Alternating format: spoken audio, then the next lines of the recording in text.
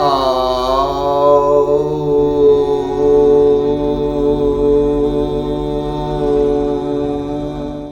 has been said in the video is my personal opinion. It's not historically or scientifically proven fact. We do not intend to hurt anyone's religious sentiment. The purpose of this video is to express my point of view along with entertainment.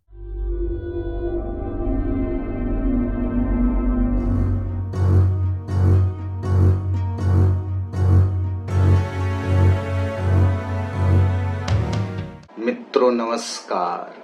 दोस्तों, आज संपूर्ण विश्व, संपूर्ण सृष्टि, वास्तव में तो सिर्फ बहुत सारे लोग भारत की ही बात कर रहे हैं कि आज संपूर्ण राष्ट्र राममय हो गया लगता है, परंतु मैं यह कहूंगा कि आज संपूर्ण विश्व ही, यहाँ तक कि संपूर्ण सृष्टि राममय हो गया लगता है, क्योंकि राम ही तो सब में समाया हुआ है, जो रमा हुआ है कण कण में, जो सृष्टि के अस्तित्व के हर एक चीज का आधार है, जो हर कण में रमा हुआ है, वही राम तत्व है, वही राम है, वही रामा है। अतः अगर हम यह कहें कि आज संपूर्ण सृष्टि राममय हो गया है, आज क्या, वह तो शाश्वत सनातन से हमेशा से ही संपूर्ण सृष्टि राममय ही है, तो इसमें कोई अतिशयोक्ति नहीं होगी, अपितु यही सत्य होगा, यही परम सत्य है कि वह परम तत्व जो सृष्टि के कण कण में समाहित है, वही राम तत्व है। तो आज के इस शुभ अवसर पे मैंने सोचा कि क्यों न हमारे चैनल पे भी हमेशा से ही भगवान राम को लेके जो जो प्रश्न पूछे जाते हैं, क्वेश्चन मार्क्स जो लगाए जाते हैं लेफ्टिस्ट के द्वारा या फिर अधर्मियों के द्वारा, हम लोग उन लोगों को जज नहीं कर रहे हैं, परंतु जो क्वेश्चंस वो हमारे आराध्य श्री राम के ऊपर लगाते हैं, क्यों ना आज उन सब का उत्तर दिया जाए। क्योंकि आज भगवान श्री राम का बाल स्वरूप मूर्ति प्राण प्रतिष्ठा हुआ है अयोध्या में, उनके जन्मभूमि अयोध्या पर। तो आज के इस शुभ घड़ी में यह बहुत ही उचित समय रहेगा। ज्यादातर लोग दीपावली के समय राम पे वीडियो बनाते हैं, जैसे लास्ट ईयर दीपावली के समय हमेशा की तरह ध्रुव राठी ने भगवान राम पे क्वेश्चन मार्क लगाते हुए वीडियो बनाया। बट यहाँ पे पर्टिकुलरली सिर्फ ध्रुव राठी की बात नहीं होगी।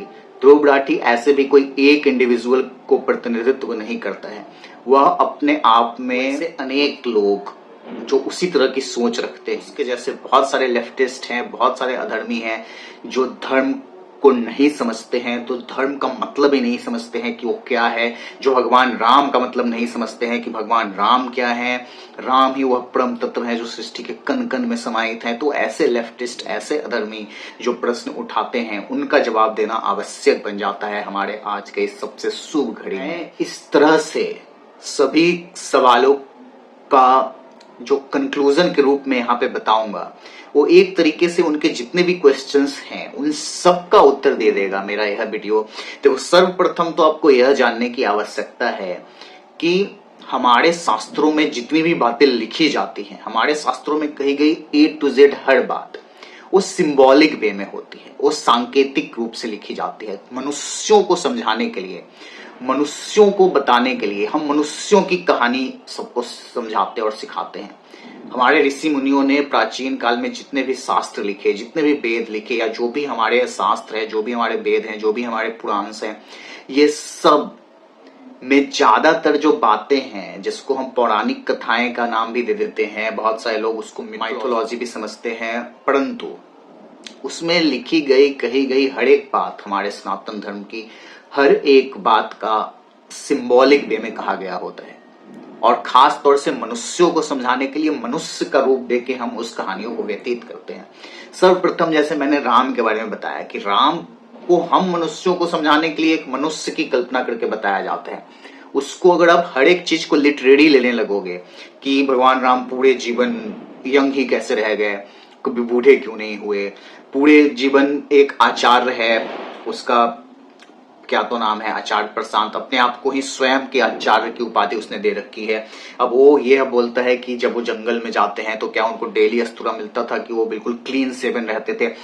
देखो, मनुष्यों को समझाने के लिए भगवान राम की जो छवि हमारे मन में उतारी गई, वह सर्वोत्कृष्ट जो हो सकती थी, जो सर्वोत्तम हो सकती थी, उस रूप में दिखाया गया कि भगवान राम को मानव के रूप में जब हम कल्पना करें तब वो ऐसे दिखेंगे और एक्चुअली में और एग्जैक्टली सब कुछ वैसे वैसे एज इट इज नहीं हुआ था। आपको लिटरेरी मीनिंग नहीं लेना है। जो भी वाल्मीकि रामायण में लिखा हुआ है, जो भी शास्त्रों में लिखा हुआ है, उन सबका as it is word by word meaning अगर आप ले लोगे, सबका शाब्दिक अर्थ अगर आप निकालोगे, उसके सच्चे अर्थ को इग्नोर करते हुए हम मनुष्यों को समझाने के लिए मनुष्यों की कहानी जो है वो बताते हैं। रावण को भी एक ह्यूमन फॉर्म में दिखा देते हैं, डेमन के फॉर्म में जो भी हो। राम को भी एक मानव के रूप में दिखा देते हैं, जबकि ये सब मानव नहीं थे। और जो लोग वो बोलते हैं कि हनुमान जी बानर नहीं थे, उनके ऊपर भी आज मैं क्वेश्चन लगाऊंगा कि देखो, जरूरत नहीं है कि हम जिसको गलत मानते आ रहे हैं और सामने वाला ये बोलता है कि तो बानरों के साथ रहते थे, तो हम उनको एक बेटर रूप दे दें और बोले कि नहीं, जो आप वन में रहने वाले नर होते थे वो बानर। ये सब कूड़ी बातें हैं। अगर बंदर थे भी और बंदर है भी तो इसमें क्या गलत बात है? सब सनातन ही है, सब वही परम तत्व है सब में। हमारी सोच छोटी होती है, इसलिए हमें कोई चीज छोटा लगता है और कोई चीज बड़ा लगता है, क्योंकि हमें सत्य का ज्ञान नहीं है, हमें परम ज्ञान नहीं है, जिसकी वजह से हम बंदर को एक निम्न जीव मानते हैं, एक तुच्छ जीव मानते हैं और अपने आप को सर्वश्रेष्ठ जीव मानते हैं। ऐसा नहीं है। वह भी एक जीव है, हम भी एक जीव है और हम में कोई अंतर नहीं है। संपूर्ण सृष्टि में वह सब चीज जो अस्तित्व में है, जिसको हम अपनी आंखों से देखते हैं, वह वास्तव में एक है और एक नहीं भी है, क्योंकि वो कुछ है ही नहीं। यह सब मोह माया है, जो पहाड़ी सांसारिक चीजें हैं, जो दिख सकती हैं, जो फिजिकल चीजें हैं, यह रियल चीजें हैं ही नहीं। रियल चीजें तो एस्ट्रल चीज है, वह परम धागा, वह परम तत्व जो समस्त सृष्टि के कण कण में समाहित है, जिसको हम फिजिकल वे में नहीं देख सकते, जिसका एक बॉडी नहीं है। तो वास्तव में पूरे युग की कहानी समझाने के लिए, पूरी अस्तित्व के रहस्य को समझाने के लिए रामायण की कहानी है, राम की कहानी है। राम वह परम तत्व जो सृष्टि के कण कण में समाहित है, वही आधार है, वही परमात्मा, वही परमेश्वर। हमें उन्हीं का आभास करना है और हमारे भीतर से भी होके जाते हैं, हमें उन्हीं का ज्ञान करना है। वास्तव में उनको हम एक ह्यूमन के रूप में जो कल्पना किया गया है रामायण में, अलग अलग शास्त्रों में, उसको उसी रूप में एज इट इज नहीं देखना है। अगर आप उसको उसी रूप में, उसी कहानी के डिटेल्स में जाएंगे, तब आप क्वेश्चन मार्क उठाएंगे, क्योंकि आप सिंबॉलिक वे नहीं समझ रहे हो। क्योंकि आपको लगता है कि जो लिखा हुआ है सब कुछ वैसे वैसे ही है। वो आपको समझाने के लिए, मनुष्यों को समझाने के लिए इंटरेस्टिंग वे में एक मैसेज दिया जाता है कि संपूर्ण प्रकृति दो तरह की चीजों से बनी हुई है, एक देव और एक असुर। देव वैसे तत्व होते हैं जो आधारभूत चीजें हैं, जो सृष्टि के निर्माण में महत्वपूर्ण चीजें हैं। वायु, अग्नि, जल, इन सब का एक ट्रेट बनाया गया, इन सब का एक गुण बनाया गया।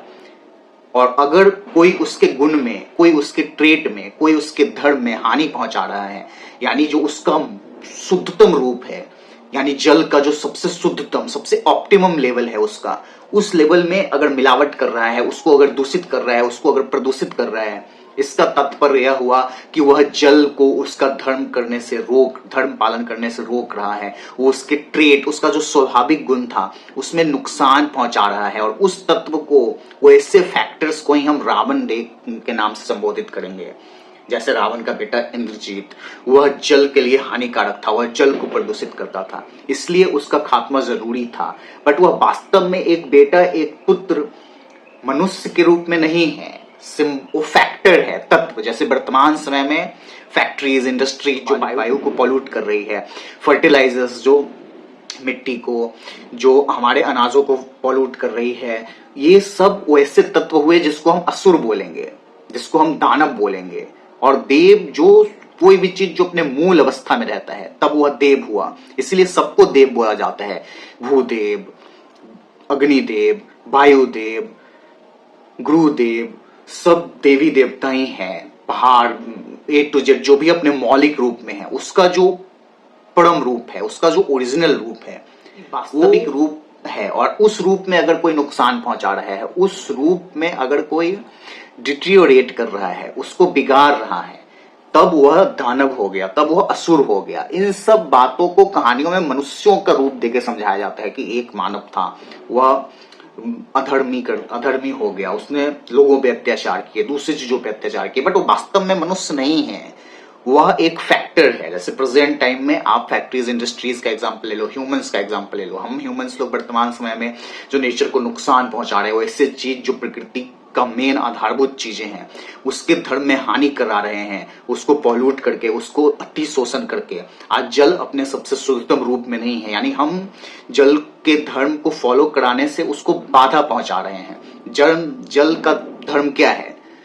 हमारी प्यास बुझाना, और यदि हम उसको दूषित कर देते हैं तो वह हमारी प्यास नहीं बुझा पाएगा, यानी जीवों की प्यास नहीं बुझा पाएगा, वह जीवन नहीं प्रदान कर पाएगा। जीवन प्रदान कर पाना ही उसका मेन धर्म है।